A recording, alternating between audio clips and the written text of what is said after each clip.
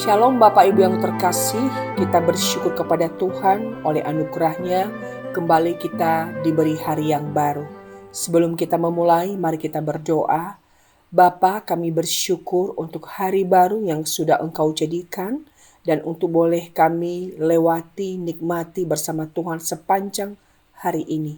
Sebelum kami memulai, kami ingin membaca merenungkan firman-Mu. Kami mohon biarlah Tuhan berbicara kepada kami. Demi nama Yesus kami berdoa dan bersyukur. Amin. Pagi hari ini saya mengajak kita untuk membaca di dalam Ulangan pasal 32 ayat yang ke-26 hingga 43. Namun saya mengajak kita untuk memfokuskan membaca di dalam ayat yang ke-39 saja. Lihatlah sekarang bahwa akulah Dia. Tidak ada Allah kecuali aku. Akulah yang mematikan dan yang menghidupkan. Aku telah meremukkan, tetapi akulah yang menyembuhkan. Dan seorang pun tidak ada yang dapat melepaskan dari tanganku. Demikian jauh bacaan firman Tuhan. Sedang terkasih, kembali di dalam ayat ini mengingatkan kita akan kekuasaan Tuhan dan kedaulatan Tuhan atas alam semesta. Dan secara khusus di dalam konteks ini, kedaulatan Tuhan atas bangsa Israel dan juga atas musuh-musuhnya.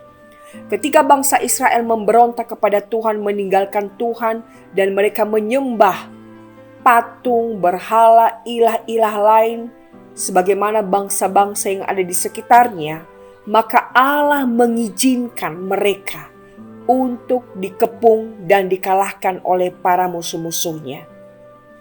Di dalam bagian ini Allah ingin menyatakan dan menegaskan bahwa musuh-musuh itu bisa mengalahkan umat Israel bukan karena mereka hebat, bukan karena kekuatan militernya, tetapi sesungguhnya Allah yang mengizinkan itu terjadi. Allah yang membiarkan demi untuk mendidik umatnya bangsa Israel.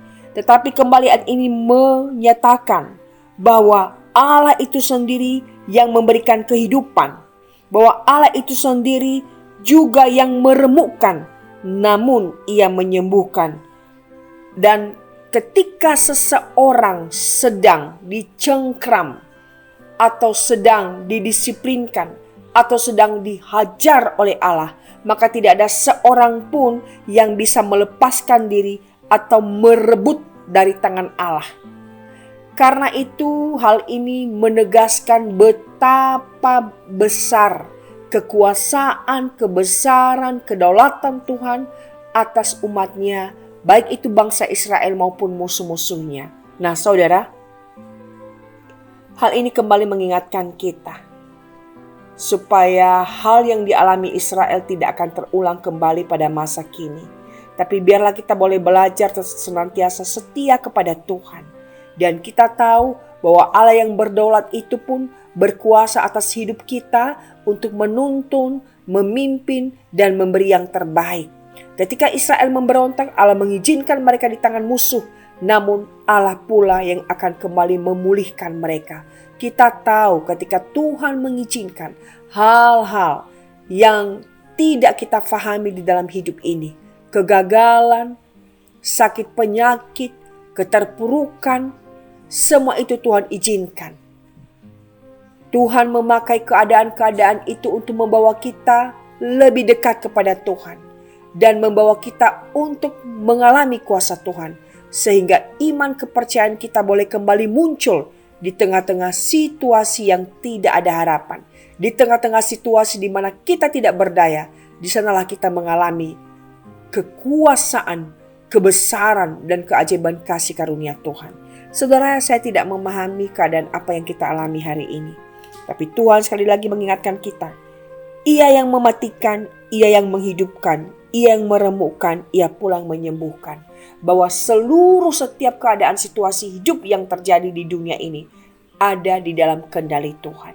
Demikian juga dengan apa yang kita alami hari ini. Tuhan yang memegang kendali. Mari kita percaya bahwa segala sesuatu yang Tuhan izinkan terjadi adalah berguna.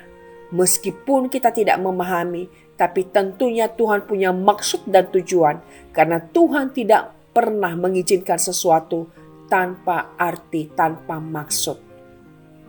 Biarlah kita senantiasa hidup dengan penuh berserah di dalam pimpinan Tuhan yang tidak pernah salah. Tuhan memberkati kita. Mari kita berdoa. Bapa, kembali kami bersyukur melalui perenungan ini kami diingatkan kembali akan kedaulatan Tuhan, akan kebesaran Tuhan, dan akan kemahakuasaan Tuhan atas umat-Mu dan juga atas musuh-musuh bangsa Israel.